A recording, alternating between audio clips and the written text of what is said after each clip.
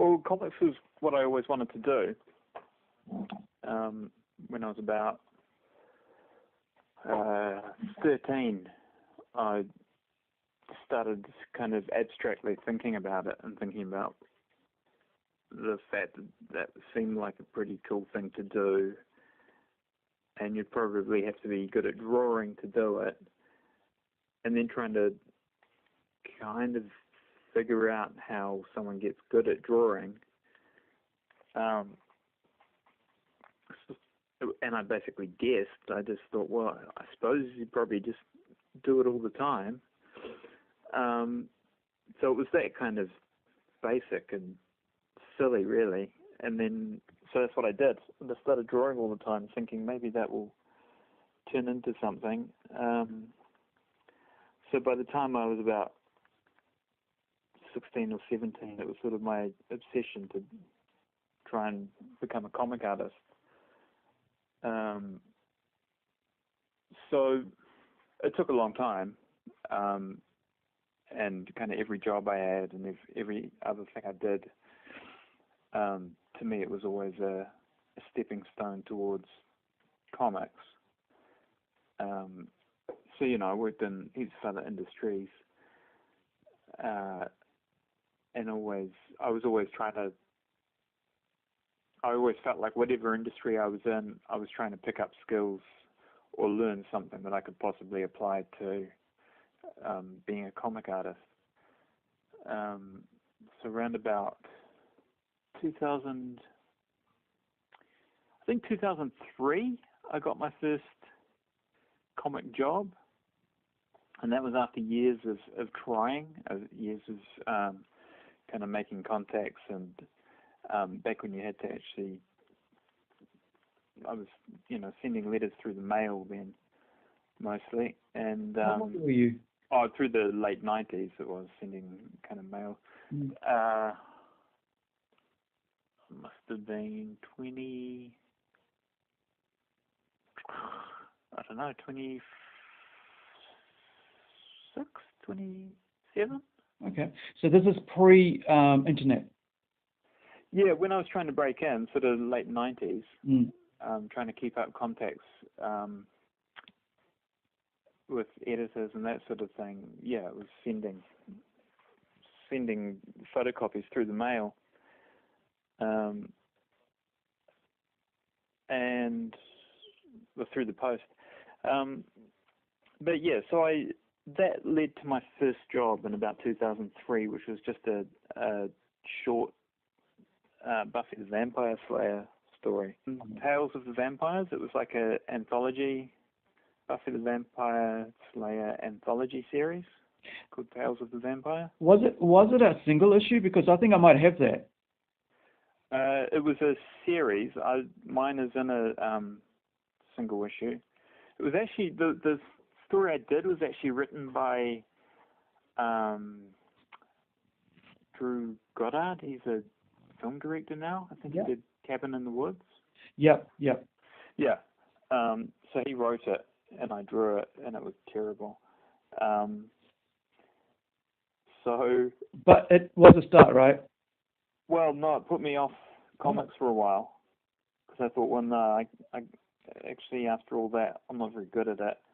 And basically, immediately after finishing that, I was offered a lucrative job in on a video game. So I had all this money waved at me, and I felt like I'd really mucked up with comics. So I went off and did video game work for about 2 years. Okay. The first year was for just some guy's vanity project. It was just this kind of lunatic guy with bottomless pockets. Yeah. And I left after a year. I think the project went for about 8 years all up, or something like that. And nothing came of it. The guy was just constantly kind of, he just micromanaged it into the ground, and he never knew where he was going or how he was doing it. Yeah. And I could see after a kind of frustrating year, like it paid really well, but I could see it was all just a waste of time. Mm. And so then I had some friends working at Valve Software in Seattle. 98, 97, I was working at Weta on Lord of the Rings. Okay. So these were friends from that. What were you doing on Lord of the Rings? Were you doing like character designs or? No, I worked on storyboards. Awesome. Yep. Like the original storyboards, which I don't think are ever shown anywhere. They were back when it was going to be 2 films. 2 friends were working there, and so they kind of there was this idea, this thing for a while of me moving to Seattle and working at Valve, and so I was kind of working remotely for them from New Zealand while we kind of talked about visas and green cards and all of that stuff. And I was kind of flying backwards and forwards to Seattle every couple of months. Okay. And it was an amazing place, but I just got a funny feeling off it. Like there was just a funny culture there with some people, and I kind of thought there's every chance I could just be kicked out after a couple of months, and So you were like so it was like a work for hire situation. Well, no, they had contracts, but they could get rid of people easily, and I knew there was a guy there high up that didn't think I belonged, and so I was kind of it all felt a bit dicey. So I thought I'd give comics another shot. So so I'd kind of come back to comics by that point and decided that that's what I really wanted to do. Yeah. So I took a shot on that, and I still had, a few contacts. Like the editor I'd done the Buffy job for, I was still in contact with him.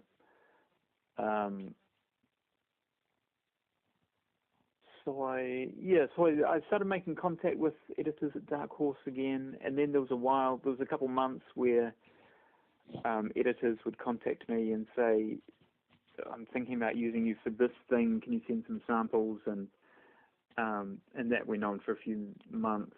And then I started getting a couple little jobs, still small jobs, which led on to my first series, which was like a 3-issue miniseries. Okay. What was it called? Living with the Dead. Okay. It was written by the guy that owns Dark Horse Comics.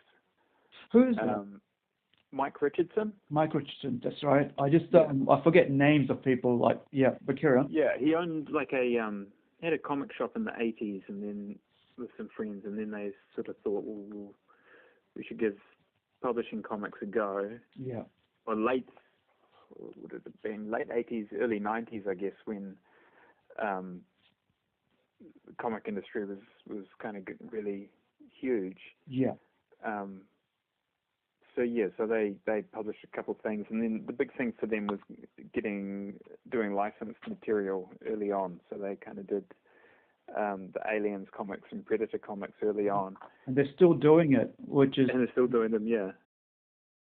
I've been pretty lucky. So I did that 3-issue series, and then and Mike Mignola saw that and liked it and wanted to try me out.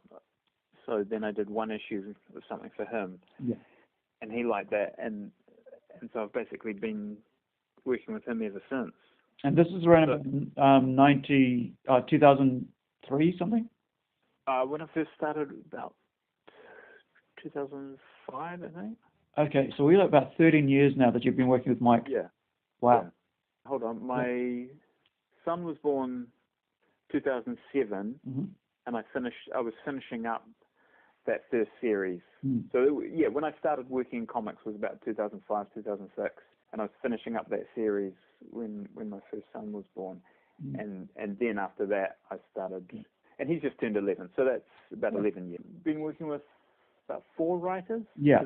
Mike has a few other writers. Sure. So I spent about 5 years in there working on Baltimore, and so Chris Golden was writing that, and I was working on that for about 5 years, I think. Most freelance comics artists, most of the career is looking for the next job. Yeah. A lot of the time, and so I've been lucky that I've had all this time of just kind of always knowing in advance what the next thing was going to be. Yeah. Which is you know, really lucky, because it doesn't usually work like that. It's that old thing about drawing, is that to become a good artist, first you have to do 10,000 shitty drawings. Yeah. Which is basically true. It's probably more like 100,000, but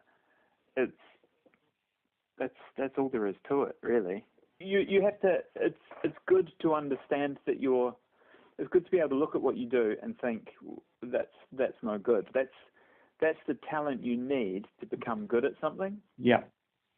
You know, it's most of the world famous amazing artists that I know and talk to about what they do don't think they're that great, and they're self-deprecating, and they're like, I don't know, that's kind of crappy.